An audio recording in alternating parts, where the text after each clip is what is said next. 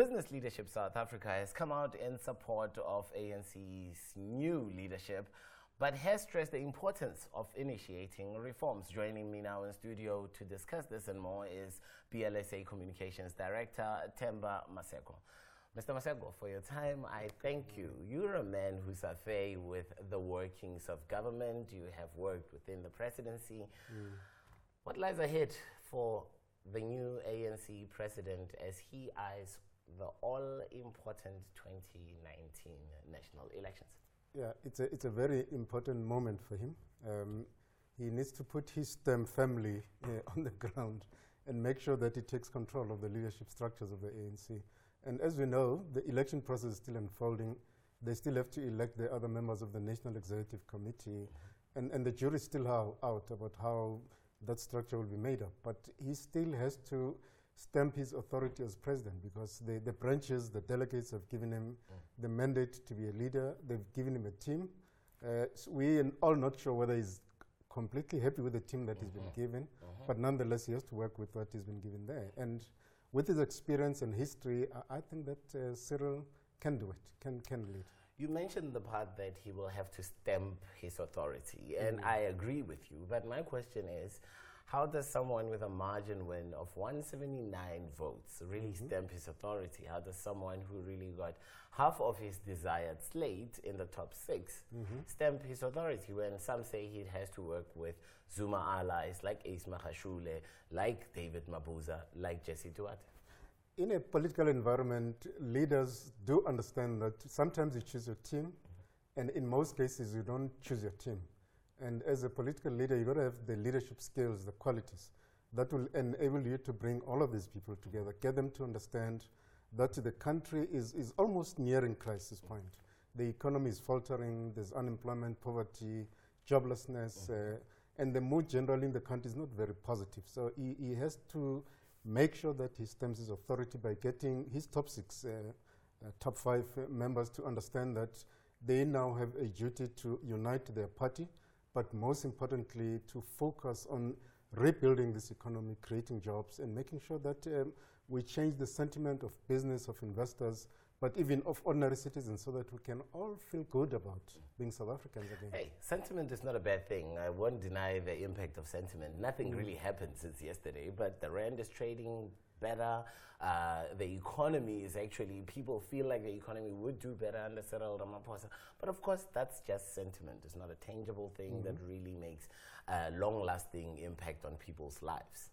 What does he need to do to make people feel that, you know, that they're part of a growing narrative and they're part of the future? Well, our view is that as president of the country, he needs to begin to send very important signals. Firstly, to the business community, that he wants to work with them to grow the economy, because the people who grow the economy is not government. It's actually those companies, hundreds of companies, both listed companies and ordinary business people who are running shops around the corner, in malls around the country, to make sure that they actually believe in this country, in this economy, so that they can actually say that they're being led. So he needs to call everybody around the table.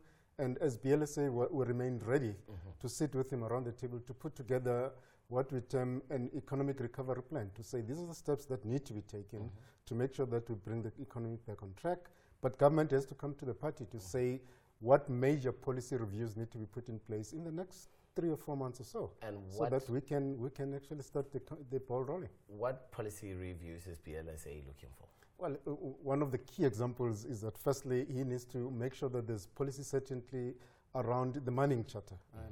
Mining is an important component of our economy. There's a major dispute at this stage between the minister and the Chamber of Mines around the charter and lack of consultation, etc. So he needs to make a call, even though he's not president of the country, he needs to make a call as president of the party to say mining is an important sector in this industry, there needs to be certainty. You talk about telecoms, environment, there are many issues pertaining to digital migration. There are issues about the role of the state-owned enterprises, the SOEs, the fact that their governance structures are not in place, their boards are not properly operating properly, there's no proper governance, their balance sheets are actually unstable as we speak. There's major concerns about whether government is going to be implementing the nuclear deal that we cannot afford. So these are things that are actually creating stumbling blocks as we attempt to move forward as a country. So, and I think you can just make a call to say, as leader of the party, government, we think you need to do the following things, and they can be done.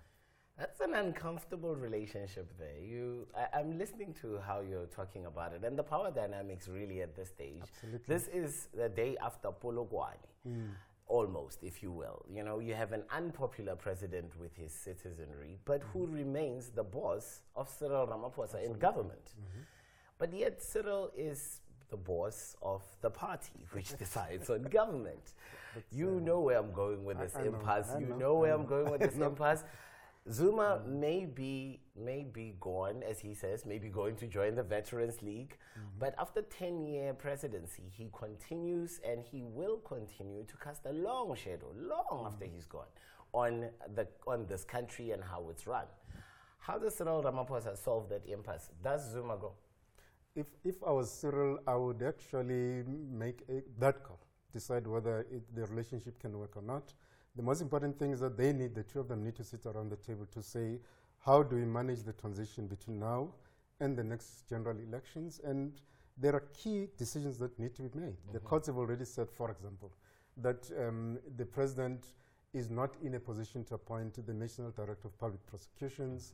There's the issue of a judicial inquiry on state capture, and the courts are beginning to say, you know, President, you are implicated or conflicted, rather, so you can't make these kinds of decisions. So Cyril needs to sit down with him and say, how do we manage this transition? They need to talk. I'm going to ask you this as a young man in politics who saw the scars that still continue today from Polokwane.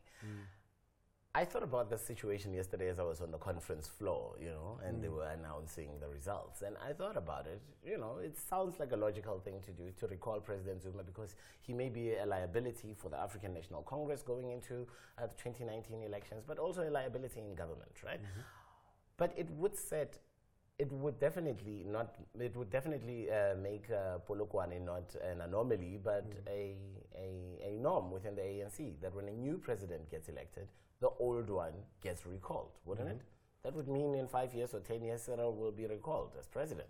Well, that's one thing that I think the ruling party has to deal with, and that is essentially an issue about aligning the electoral period time frame with that of government, so that you don't have this period where there's uncertainty, especially when you have a series of unfortunate incidents that have implications for a serving president, a country president. And then you have a party leader who's just been elected and fresh. And I agree that sometimes it's not always, I never agreed with the recalling of President Mbeki at the time, because I thought it was setting a negative precedent. And I think that we may just see that situation playing itself out over the next few months. And I think we just have to wait and see. As the board of BLSA, it's not a matter that has been expressly discussed about what needs to happen after this election. So it's something that I'm sure my board would like to reflect on. But it's essentially in Cyril's court. He needs to decide. Okay. I'm going to throw a spanner in the works here. So I thought.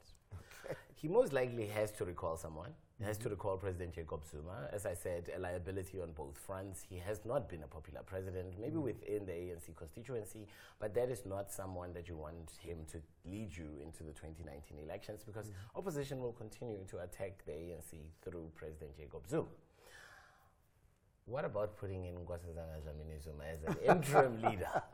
As business organization, I think it would be difficult to end up delving too much into those kinds of issues.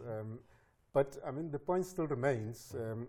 If you take, for example, the issue of high fees for higher education, it's an announcement that was made by the president just on the eve of the conference, and all indications are that the Minister of Finance did not even know about Treasury was not even on the edge. Treasury was not on board.